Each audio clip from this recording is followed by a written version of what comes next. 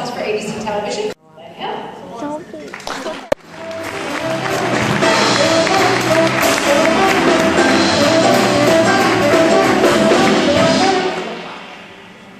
Thank you, and thank you, Pat, for putting up with my barrage of pitches. I can't pitch to the networks anymore, so I pitch to whoever.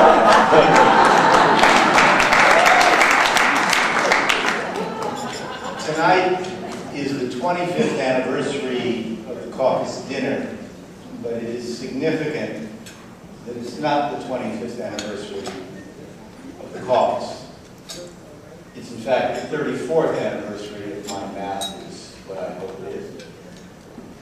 The caucus really began in the crucible of strife.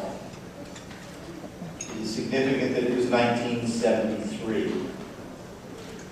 And there was an awareness among the writer, producer, directors who were the leading creators of television when there was an independent world of television, that they had interests that went beyond collective bargaining and spoke to the greater questions of creativity, of public interest. And so tonight, on the 34th anniversary of the founding of the caucus, amidst an unfortunate and trenchant labor problem, it is my pleasure, and there are a few pleasures in this environment, to present the Service Award to a woman who has given an extraordinary amount of time to the caucus, and yet there are many of us who have given a lot of time to the caucus. A woman who's given more heart to the caucus than anyone amongst us. It is my real privilege to acknowledge the work that Sally Hampton has done in bringing to the caucus a commitment to the large industry issues that were the galvanic events that were at our creation. Issues that deal with consolidation, that deal with conflict of interest, that speak to the importance of net neutrality, that talk about the media in the grand terms. That was really what we were founded to do.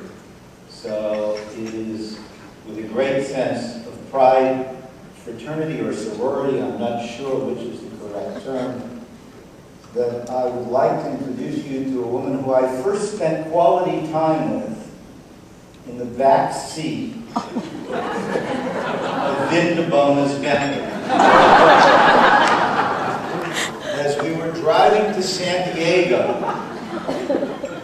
where Sally Hampton had found a law firm that was willing to support pro bono on contingency, an antitrust lawsuit against the consolidated media giants who had so changed our landscape. And in those 5 hours of driving back and forth, Sally, I came to understand that I wasn't the craziest person in the world. You were. It's my pleasure to present you tonight, Sally, with the Caucus Service Award.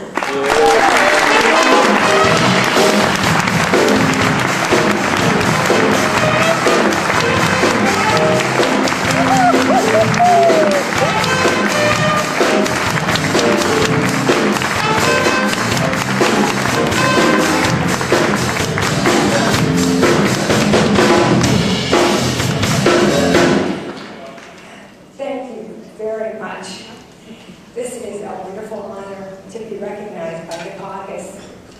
And just to be listed alongside those I've admired for so long is its own reward. But thank you so much for this.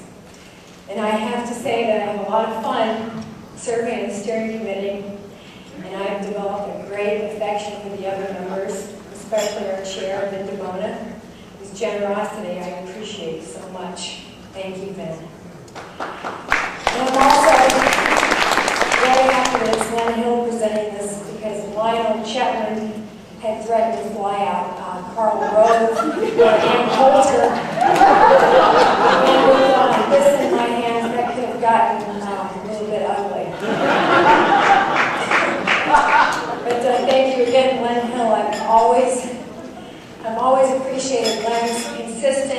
prophetic testimonies to how we in the creative community are impacted by the laws in Washington. For example, I certainly was not aware, much less understood the importance of the finance syndication rules that Len fought so hard to protect until after they were lifted, and I became one of the first casualties of their loss. And this is why I care so much about a new term, net neutrality, today, because I see the internet may be an opening for independence. So, net neutrality. And thank you, Marshall Herskovitz. I have framed your November 7th LA Times piece, where you so beautifully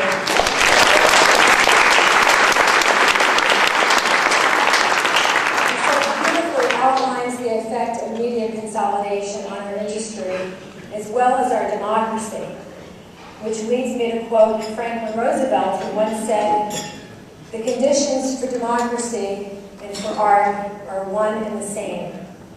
What we call liberty in politics results in freedom in the arts." And this room says